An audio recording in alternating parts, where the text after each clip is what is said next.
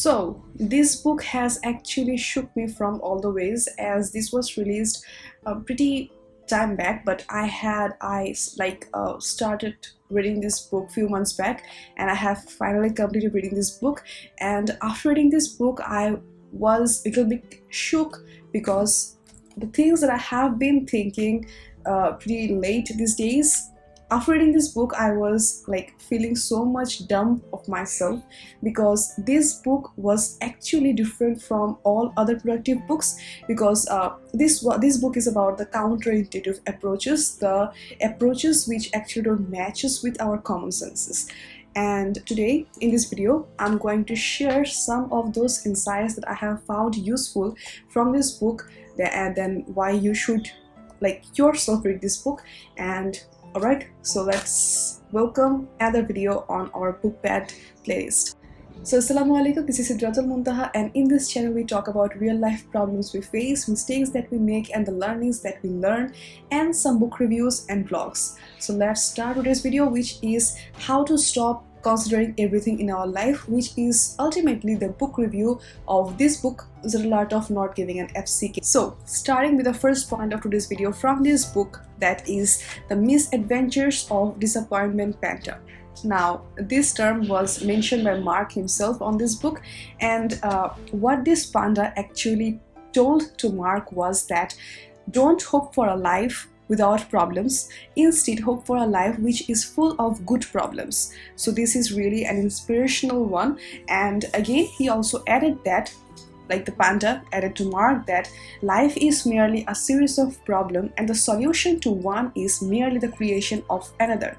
So we can see that without problem, or the life which is without problems, so anti-problematic, that actually don't appears anywhere. So Mark Manson explained this panda as a term like in a sentence, it is like we all need this panda, but we don't want. And the panda actually tells some bitter truth of life, so ultimately which we don't want to hear, but at the end we all face that same results. Okay, so for example, what Mark said in this book is that if you have stabbed your toe nearby table where you were walking by, and you have stabbed your toe on the definite table, and you are screaming at the same time, screaming over an inanimate object who can't even reply, who don't have any fault. So you are screaming over that table, but what do you get in return?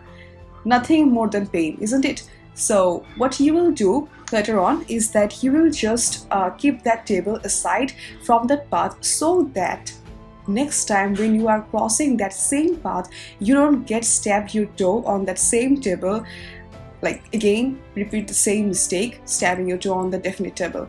So why you are doing this? To get a better result. You are improving that specific problem of stabbing your toe. So that's the main thing actually. So Mark turned this sentence as we all have problems, but some have improved ones and some have less improved ones, but there are no one without problems. So problem is always there, and this is really an honest review, which is without problem life gets pretty boring.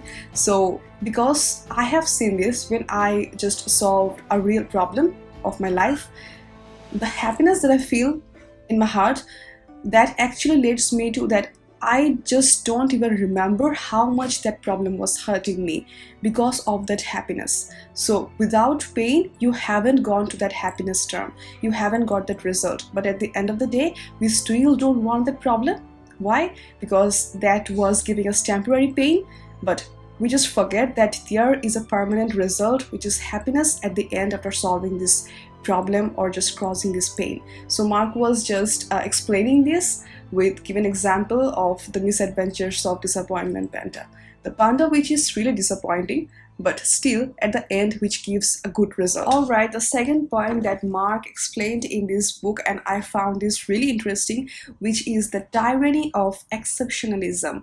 So what our new normal generation is running behind is the tyranny of exceptionalism. So it was like not becoming exception, it is like the tyranny of exception. So what Mark was trying to say, so basically when we find someone really exception in something, there is 99.999 percentile chance that that person is really below average or average on other things, or like other things, like other than his being exception on one term.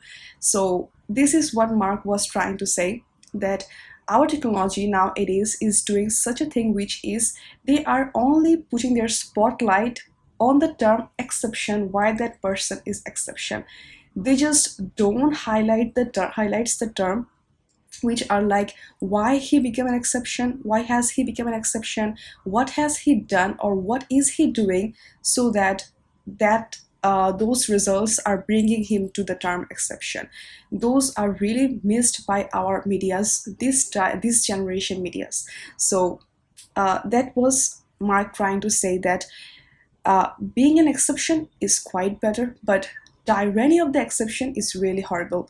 So what we have to do is, yes, that's really very much better if you are exception, because if we are really average, we have to believe this, that we human are average, we humans are average, quite average, but we can become an exception if we just follow what we are doing, like follow what we are doing. Also we just like we are obsessed with learning all the time.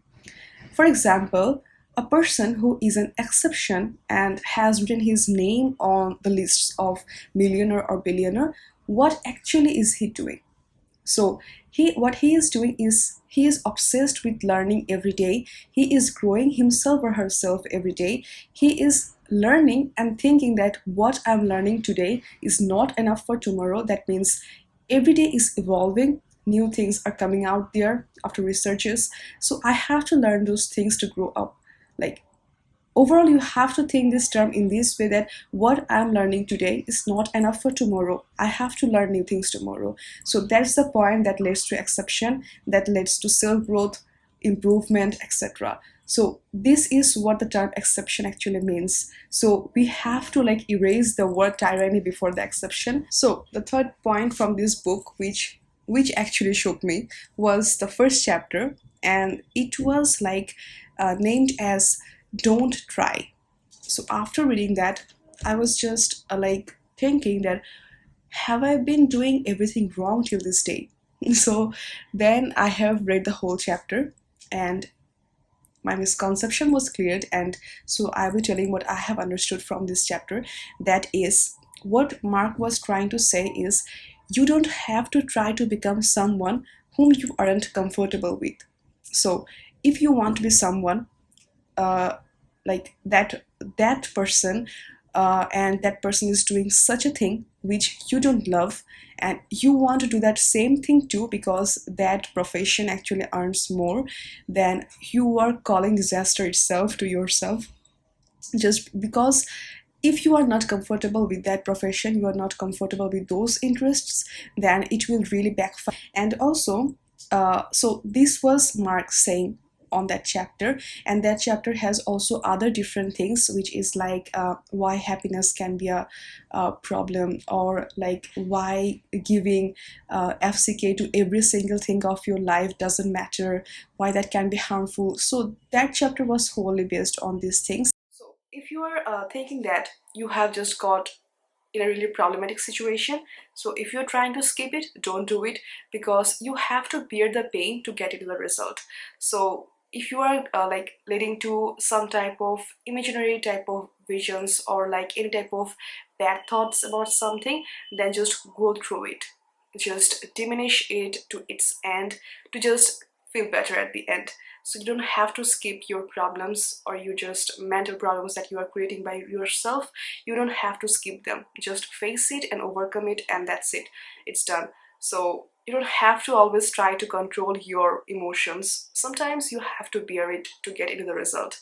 So this is what I have really understood from my experiences, and also this relates to this term too. So the fourth point of this book is like Manson's law of avoidance, and this law was like, the more something threatens your identity, the more you will avoid it. So I really found it exciting, because is, for example, I'm not going to a party just because I don't want, like, I don't like doing makeups, and also I'm a lazy bum. But also, I want to go to the party because if I just don't go to the party, some typical people will start gossiping that I am a lazy boredom, a nerd, etc. But I don't want to go. So these types of situations where you want to do or you don't want to do, both good and bad ways, is threatening your identity. So overall or ultimately what you are doing is just avoiding that scenario, avoiding that situation. So this is actually the law, which is the more something threatens your identity, that means that a thought of party, doing party or not doing party, is threatening my identity, what people will think about me. And ultimately it was leading that I was avoiding the whole situation. So this was the law. And for this reason, Mark suggested that for this law, what you have to do is just stop thinking about like what you want to do, or more clearly, it was like you should stop finding yourself. Sometimes the things that we do is we start finding ourselves, what I like, what I dreamed of, etc. These types of things. And what this will do you is it will cement you in a hole, and you won't be able to discover something other than that hole, because you are just cemented in a hole and you can just think outside of that hole. So this term, that finding yourself, will lead you to a hole which is cemented, and you can't really discover or thrive other than that cement. So this is really a little bit horrible about not thriving, not discovering daily. So that's why Mark suggested that be who you are, just face whatever is coming to you, just be normal, just be average, be a simple creator, be simple about how you are just have to go with the flow. So you don't have to find, all you don't always have to find yourself. I don't want to do that, I think that will hamper my identity. So that will ultimately lead you to like avoiding the whole scenario, and ultimately you will not discover anything. All right, so the fifth point, which is the fallacy of responsibility and choosing. Let me give an example, which is, if you have lost someone close of yours, it's pretty simple or normal that you will scream as hard as you can and just hit someone or hit something. So that's pretty normal. But after that, you start thinking that, what have I done? Why am I facing this consequence? What have I done? Why is it always me? So these thoughts are pretty normal, I know. So look, you haven't chosen this scenario or this consequence to like happen, but this is still your responsibility. That means you are responsible for this consequence. Please don't hit me, let me explain. So this is like, you are not choosing the consequence, but still it's your responsibility how you are reacting on that consequence, how you are taking those actions. So you are responsible not for that act, you are responsible for your action after facing that act or facing that scenario. So I think you have gotten the point, that is, responsibility and choosing is like quite different sometimes, or responsibility and there is other thing which is fault, that's really different, because it's not your fault, but still it's your responsibility to face the consequence that has happened due to that fault.